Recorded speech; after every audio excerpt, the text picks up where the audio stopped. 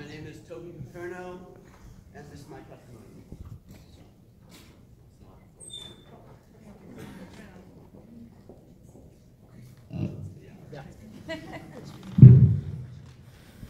I love my high school.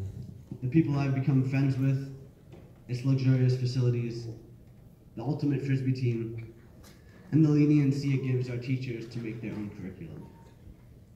However, my main two problems with my school are that all the students have such a hive mind about certain political ideas. All other ideas are shut down. And my school's demographics don't reflect those of our cities. As I walk around my school, my peers' faces blur together to become similar to mine. We have access to private tutors, parents with degrees, mothers and fathers that can advocate for us, and safe homes to go back to. Our parents aren't scared of us staying out late after school or walking around our neighborhoods. My teachers assign homework on Google Classroom, expecting everyone to have access to a computer and the internet at home. Without a computer, you are set up to fail. I've gone through my public school career in a bubble of privilege, in terms of the resources I have access to and the people I encounter. Yet my dad, a high school teacher at a heavily under-resourced and segregated high-poverty school, watches his students go through high school in a very different bubble. A bubble of limited resources and danger. My dad comes back from a day of work, sits down on our couch in front of the TV, and complains. He complains about how he is pressured not to fail students, so that his school stays off the DOE's radar for underperforming schools.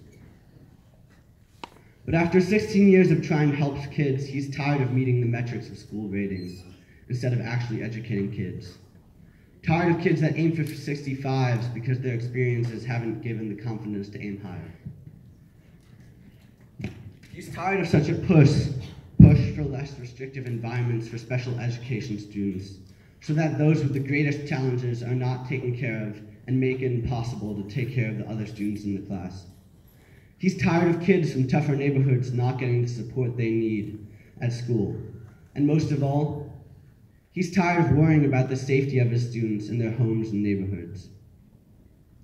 Meanwhile, I come home after school, sit next to my dad on the couch, and speak of what sounds like a different world next to my dad's complaints. I complain of not being allowed to sit in the hallways during lunch anymore. How I want me at curfew to be pushed back an hour from 11:30 to 12:30. However, we both know my complaints are trivial compared to his.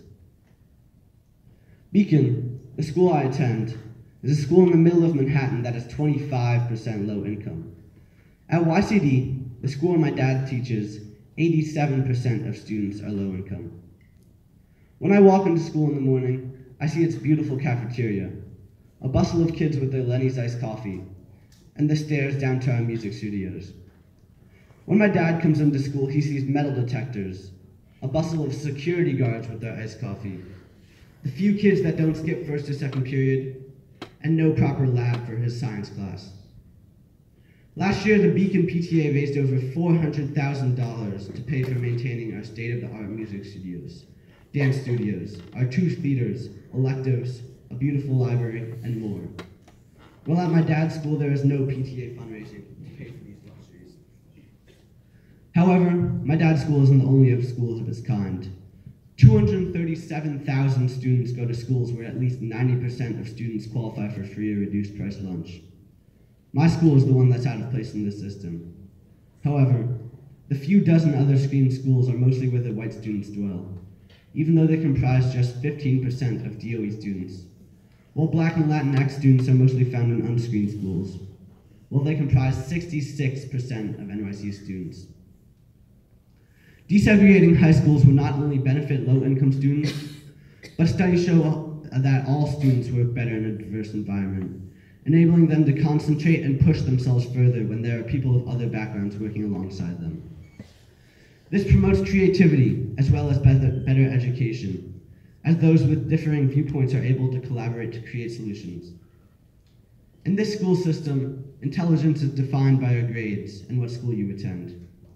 And in this backward system, the ones like me who attend good schools and have good grades receive more help than those who were born without the resources that have allowed me to succeed at every turn.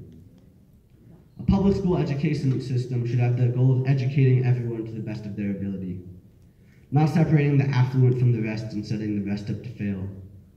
This school system is essentially flawed, something that must change soon if we want to continue to call our city the best and the most progressive in the world. Thank you.